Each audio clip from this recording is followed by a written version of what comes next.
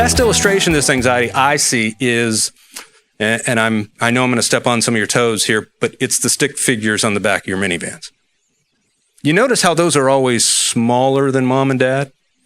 You never have an adolescent who's taller than mom, and looking at his phone on there. Because I think by the time they're adolescent, the last thing you want to do is broadcast how your family's doing. But you keep them at these relative heights to each other. And it's not like you change them every year as they grow. They're preserved in this relative heights to each other, because that's our mindset. We want to keep them small and safe for as long as possible. It's like The Simpsons. Simpsons been on, 31 years? Bart is still in 4th grade, right? And we want to keep them there.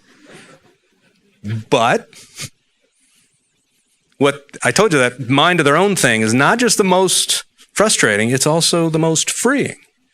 Because when you do begin to parent in a way that doesn't ever fight against that mind of their own, but actually respects it and wants to develop it and help it grow, then it's the most amazingly freeing, wonderful thing in the world to watch your kids become themselves and do more and more for themselves and take responsibility for themselves, so that by the time it does come for them to launch out, whether that launching is the first time they back the car out of the driveway by themselves, or when you're dropping off at school, or you're walking them down the aisle, there's an amazingly confident feeling you have when you have begun to parent them this way.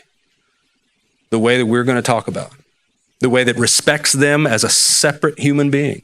Not somebody that I am here to control, but somebody who I am here to lead into adulthood. And that means I've got to be the adult first. And that's really Scream Free.